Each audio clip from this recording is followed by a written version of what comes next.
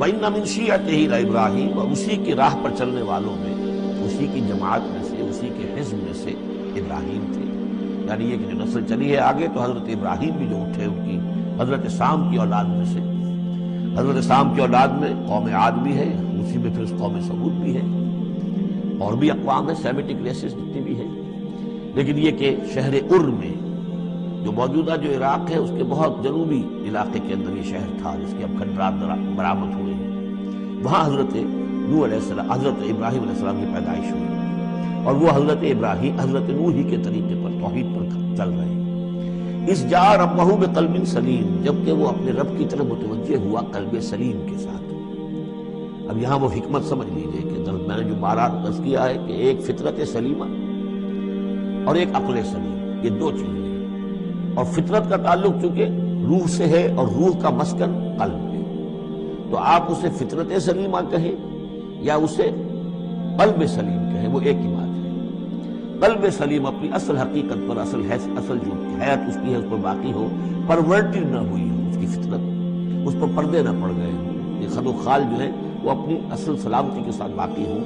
اور پھر اس کو کہتے ہیں صوفیہ سیر الی اللہ، اس جا ربہ بقلب سلیم. جو قلب سلیم ہے وہ اللہ کی طرف آگے بڑھتا ہے، اور عقل سلیم کی روشنی میں وہ پھر پہنچتا ہے توحید تک، اور توحید کے بعد معاد تک. جیسا کہ میں نے کئی مرتبہ عرض کیا کہ سورہ فاتحہ در حقیقت اسی مقام پر کھڑی ہے کہ ایک انسان کے جو قلب سلیم اور عقل سلیم کی رہنمائی میں توحید اور معاد تک پہنچ گیا ہے، اور اب وہ یہ بھی جان گیا ہے کہ اصل طریقہ زندگی گزارنے کا یہی ہے کہ اللہ کی بندگی کی جائے، اس ایک خدا کی بندگی کی جائے. اب وہ سوال کرتا ہے وہ بندگی کیسے کروں؟ جیسے میں نے آپ کو بتایا مکے میں ایسے لوگ موجود تھے. حضرت سعید ابن زید جو ہیں کہ جو بہنوئی تھے حضرت عمر بن الخطاب کے رضی اللہ تعالیٰ عنہ کے جو والد تھے زید، وہ موحد تھے اور کعبے کے پردے پکڑ پکڑ کر دعا کیا کرتے تھے کہ اللہ میں صرف تجھے پوجنا چاہتا ہوں، تیری بندگی کرنا چاہتا ہوں، لیکن نہیں جانتا کیسے کروں. ظاہر بات ہے اس لیے اہدنا الصراط المستقیم، یہ ہے اصل میں سورہ فاتحہ کا جو نظم ہے کہ وہاں تک تو پہنچ گئے الحمدللہ رب العالمین الرحمن الرحیم مالک یوم الدین ایاک نعبد، یہاں تک تو انسان پہنچ گیا. لیکن اب بندگی کیسے کریں؟ ایاک نستعین اہدنا الصراط المستقیم، اس بندگی کے لیے تیری مدد چاہیے، توفیق بھی تیری ہو اور ہدایت بھی تیری جانب سے ہو. دو چیزیں ہمیں ملیں گی تو ہم تیری بندگی کا حق ادا کر سکیں گے. اذ جاء ربہ بقلب سلیم اذ قال لأبیہ وقومہ ماذا تعبدون، یاد کرو جب کہ انہوں نے کہا اپنی قوم سے اور اپنے والد سے یہ کن چیزوں کو آپ پوجتے ہیں؟ ایفکن آلہۃ دون اللہ تریدون، کیا اللہ کے سوا؟ یہ آپ کے من گھڑت قسم کے افک ہے، یہ تو گھڑ گھڑی ہوئی چیزیں ہیں جن کو کہ اللہ کے خلاف اللہ کے سوا آپ نے گھڑ لیا ہے، آپ ان کو چاہتے ہیں. وہ محبوب اور مطلوب ہو گئے. تریدون، اب دیکھیے یہ وہی ہے ضعف الطالب و مطلوب، تم کس کا تم طالب ہو، کس مطلوب کون سا تمہارا؟ یہ تمہارے مطلوب ہے. ایفکن آلہۃ دون اللہ تریدون فما ظنکم برب العالمین، تو تمہارا کیا گمان ہے اس ہستی کے بارے میں جو تمام جہانوں کی مالک ہے اور پروردگار ہے. فنظر نظرۃ فی النجوم، پھر انہوں نے ذرا ایک نگاہ ڈالی ستاروں میں، گویا کہ یہ تاثر دیا کہ یہ ستارہ شناسی کے ذریعے سے کچھ معلوم کرنا چاہ رہے ہیں. اور پھر کہا فقال انی سقیم، میں تو بیمار ہوں یا بیمار ہونے والا ہوں، میری طبیعت کچھ ٹھیک نہیں ہے، یا یہ کہ مجھے اندیشہ ہے کہ مجھے بیماری آنے والی ہے. اصل میں وہی جیسا کہ میں پہلے عرض کر چکا ہوں، یہ مضمون آ چکا ہے 2 مرتبہ پہلے قرآن میں کہ بت پرستی بھی تھی وہاں اور ستارہ پرستی بھی تھی، اور کوئی ایسا ان کا سالانہ کوئی ستارہ پرستی کا جشن تھا جیسے جنم اشٹمی کا میلہ ہوتا ہے ہندوؤں میں کہ سب کے سب شہر سے باہر نکل کر کسی ستارے کی پرستش کیا کرتے. تو جب وہ دن آیا ان کا تو سب کے سب چلے گئے. حضرت ابراہیم نے کہا میری طبیعت ٹھیک نہیں ہے، میں آپ لوگوں کے ساتھ نہیں جا سکتا، اور پیچھے رک گئے. فنظر نظرۃ فی النجوم، انہوں نے ذرا ستاروں میں نگاہ دوڑائی اور کہا قال انی سقیم، میری طبیعت ٹھیک نہیں ہے، یا میری طبیعت جو ہے خراب ہونے والی ہے. فتولوا عنہ مدبرین، تو وہ اسے چھوڑ کر وہ چلے گئے، پیٹھ موڑ کر چلے گئے، اور جا کر انہوں نے وہ اپنے جو بھی جشن تھا، جو بھی پوجا پاٹ تھی وہ کی. فراغ الی آلہتہم، جا گزرا وہ ان کے معبودوں میں. فقال الا تاکلون، اب وہاں ظاہر بات ہے حلوہ ماڈا رکھا ہوگا بتوں کے سامنے، چڑھاوے چڑھے ہوئے ہوں گے، تو حضرت ابراہیم پوچھتے ہیں کیا ہو گیا آپ حضرات کو کھاتے کیوں نہیں، تناول کیوں نہیں فرماتے؟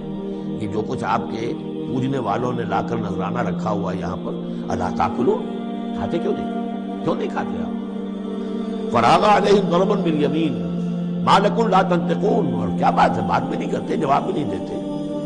فراغ علیہم ضربا، پھر ایک ضرب کے ساتھ پل پڑا ان پر، ایک ضرب کے ساتھ اپنے داہنے ہاتھ سے پوری قوت سے۔ فاقبلوا الیہ یزفون، باقی تفاصیل کو قرآن درمیان میں چھوڑ جاتا ہے۔ اب وہ سب کے سب چورا ہو گئے، ایک کو چھوڑ دیا صرف، جو سب سے بڑا تھا۔ اب اس کے بعد جب وہ لوگ آئے ہوں گے اور جو قیامت صغریٰ نہیں بلکہ کبریٰ وہ تو اس وقت ہو گئی ہوگی شہر کے اندر کہ ہمارے یہ معبودوں کے ساتھ کیا کیا، کس نے کیا۔ فاقبلوا الیہ یزفون، تو گھبراتے ہوئے دوڑے ہوئے ان کی طرف آئے۔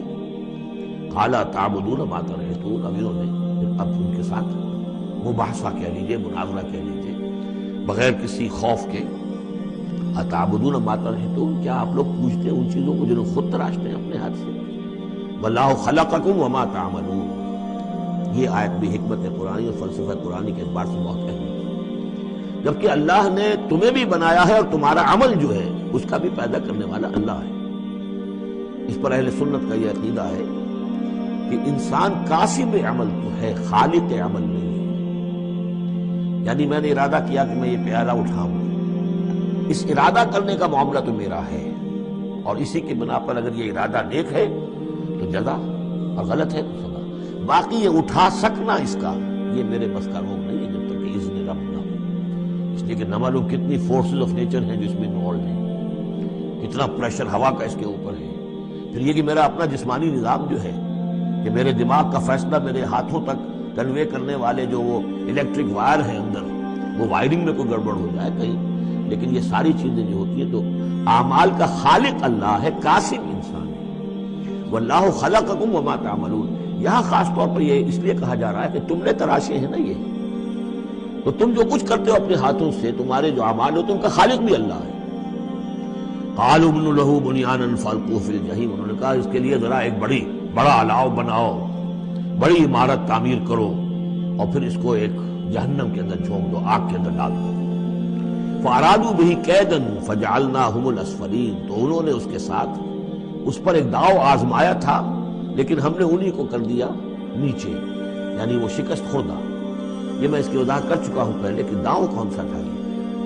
داؤ یہ تھا کہ انہیں توقع یہ تھی کہ اب جب بہرحال الاؤ بن رہا ہے، اس میں آگ دکھائی جا رہی ہے، تو حضرت ابراہیم کے علم میں آ رہا ہے، یا ہو سکتا ہے دیکھ بھی رہے ہوں، تو انہیں توقع یہ تھی کہ یہ سارا نشہ ان کا ہرن ہو جائے گا جب یہ دیکھیں گے آگ کو، اور جب گرانے لگیں گے انہیں تو فوراً تائب ہو کر اور ہماری جو بھی ہمارے عقائد ہیں وہ واپس آ گئے۔ اس لیے کہ یہ آسان کام نہیں ہے، یہ ان کی چال تھی، یہ آ کر ان کے 14 طبق روشن ہو جائیں گے جب آگ کے کنارے پہ لا کے ان کو کھڑا کیا جائے، لیکن وہ تو بے خطر کود پڑا آتش نمرود میں، عشق عقل ہے محو تماشائے لبِ بام ابھی۔